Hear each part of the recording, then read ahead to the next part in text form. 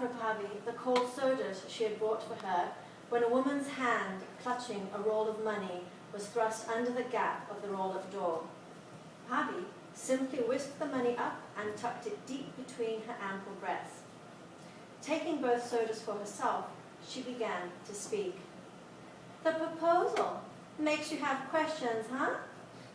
Mina didn't need to ask how she knew. Bobby's acquisition of gossip was faster than light before thunder. "I've heard he's been sick," said Bobby. "But he's better now," said Mina. "He's ready for marriage," said Bobby. She told Mina she'd heard he had started to get weak after college, that his parents had had the money for treatment, and that he had recovered but didn't have the vigor he'd once had. He needed a proper Indian wife, not one of those college-educated misses who don't know how to roll a roti. "Is it cancer? A tumor?" Mina inquired. "Why tempt fate by asking?" answered Bobby. Mina reminded Bobby of other stories she had told her. There was the neighbor's daughter, whose mother had noticed bruises in the shape of shoe heels. The parents told the daughter what parents always did. A bad husband is better than no husband. "This boy? I haven't heard about any temper," said Bobby. "And then, Beta," she said, "who knows what is in another's karma?" The older woman made a sweet bun for Mina, a spicy one for her father. Mina left Bobby with unanswered questions, but knew too well that voicing any doubts was impossible when silence was expected of her. I'm skipping ahead now to the beginning of Mina's wedding night. Mina and her husband are still in their wedding finery when Harsh shows her a condom and explains that it is to prevent her from getting pregnant immediately.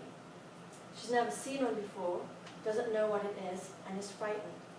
Worse, realizing that her desire for motherhood is being curtailed, she begins to cry. She waited for him to express anger at her failure so early in their marriage of being able to sahan, to tolerate whatever came for the sake of the union. Instead, he simply put her face in his hands and kissed her tears. She had never been held this way, never comforted like this, and she put aside her disappointment. Harsh put a hand on her shoulder and tugged gently at the long end of the wedding sari. "There's a pin," said Mina. Harsh's fingers began to shake. She could hear a rasp in his breath. "I can do it," she said, and removed the pin herself. "What if I had drawn blood?" he whispered. "It would not have been much," said Mina. The heat she initially felt sitting near Harsh vanished. In its place was a knot of anxiety. "No, not yours," said Harsh, looking back at her. She might have wondered if she had been married to a pitiful coward, but she instinctively knew that there was more. Harsh turned to her. Forgive me," he said, and then he fell to his knees. He took her hands in his and kissed each one in turn. "You are mine, and I am yours, to live and die together." "Yes," said Mina. Her heart was pounding with unnatural force against her ribs. "There is something you must know. Something that no one in my family knows. I thought I could avoid telling you, at least for a while." Mina understood then that the reason behind her previous doubts was about to be revealed. "I'm HIV positive, Mina. I'm getting weaker and weaker, and sooner or later I will have full-blown AIDS and then die." "AIDS?" repeated Mina. She searched in her memory for any knowledge about the word, and there it was. Just one time, an NGO woman had wanted her parents to sell something to the men who came to their shop, but her father had thrown her out, cursing her as a besharam, someone with no shame. That was all. Mina was lost in her turmoil when Harsh moved a curl of her hair back behind her ear. Then came the torrent of words. He told her how he had made some mistakes in college, frequented a brothel, the first time coerced by his friends, but then, truth be told, a number of times on his own, until the woman he favored disappeared. He learned she had AIDS, and then so did he. He paid the doctor a bribe to lie to his parents.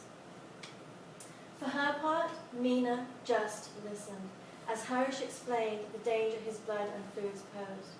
He had hoped to protect her with condoms, but that had been naive. So, this was her lot in life. Her husband was going to die. She could die too if she wasn't careful.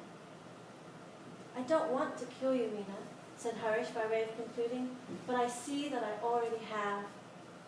Mina's throat was coarse and dry from crying, but she realized that if she was going to die, if her marriage was a death sentence, then she had nothing to fear in speaking her mind, even if it was for the first time in her life. "Why did you pick me?" she asked. "I wanted someone who could help me. It was selfish." "How did you find me?" "I asked around for a suitable girl, someone with no other prospects." At any other time, such a stark statement of fact would have crushed Mina.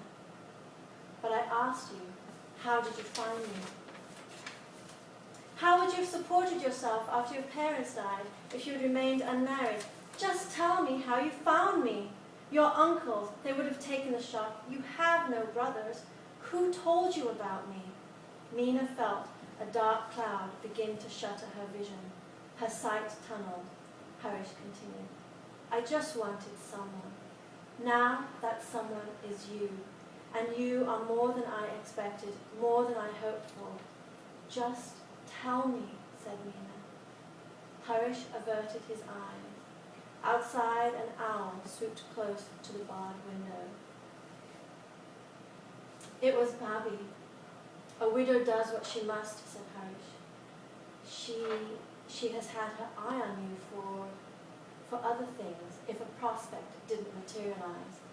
She has lots of girls in her care. They work for her."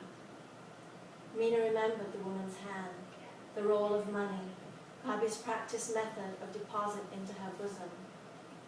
Then she heard a howl like an animal being butchered. Harish grabbed her, held her close. The sound had come from her. She had had no other prospects. This was the truth. Was a damaged husband the same as a bad husband? Did the question even matter now that Mina knew the alternative was working for Bobby? In the morning, when they had slept fitfully for only a few hours, Mina heard a servant put something outside their door. Harish got up to open it. There was a tray arrayed with rose petals and filled with dishes of ghee and dates and almonds and sugar. They both recognized it as a symbolic breakfast, the one reserved for the bride on the morning after her marriage has been consummated. It would be a lie for Mina to eat it, but she did.